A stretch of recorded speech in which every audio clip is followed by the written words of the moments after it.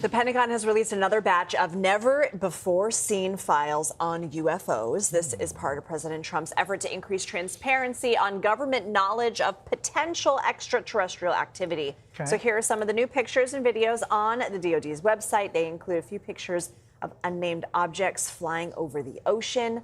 The release also includes dozens of documents, videos, and several audio files of NASA pilots reporting mysterious objects. Let's bring in Jordan Flowers. He is the executive director of the Disclosure Foundation, a nonprofit that advances UAP transparency through policy research, legal support, and public education. So our teams are still going through these files. Haven't seen any evidence yet, but what will you be looking for when you're diving into them?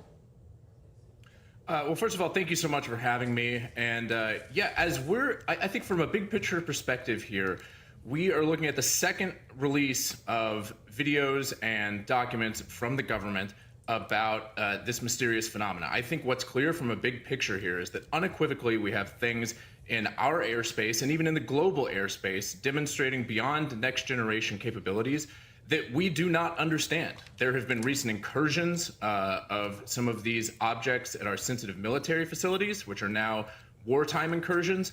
And I think whatever the truth is here is sensational, whether this is breakthrough U.S. technology, whether this is foreign adversary technology, whether this is an undiscovered natural phenomena, or whether this is some form of non-human intelligence.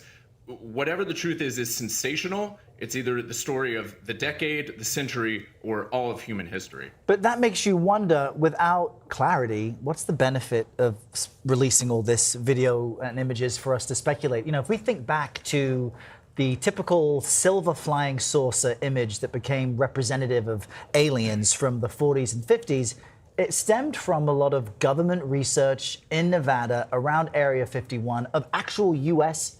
technology. So sometimes these can be secret government footage of government plans, maybe our government, maybe other governments.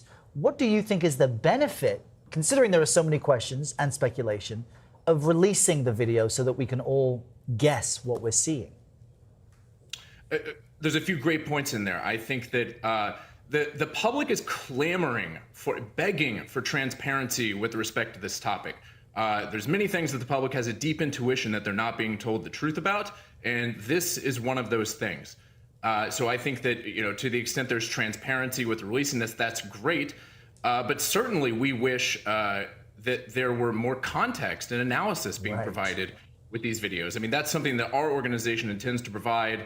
And, you know, we also call for a national intelligence estimate with respect to this subject, these documents, and this topic. We really need more context and analysis to help us make sense of what's going on here. And one last thing, I would point out that the shiny objects from this release are indeed the videos. However, I would not lose track of the fact that there are newly declassified documents in PDF form released here that indicate a memo from the 1950s that indicate that the Air Force Office of Special Investigations, the FBI, the Atomic Energy Commission were convening meetings, classified meetings in the late 1940s to discuss the, quote, green fireball phenomena.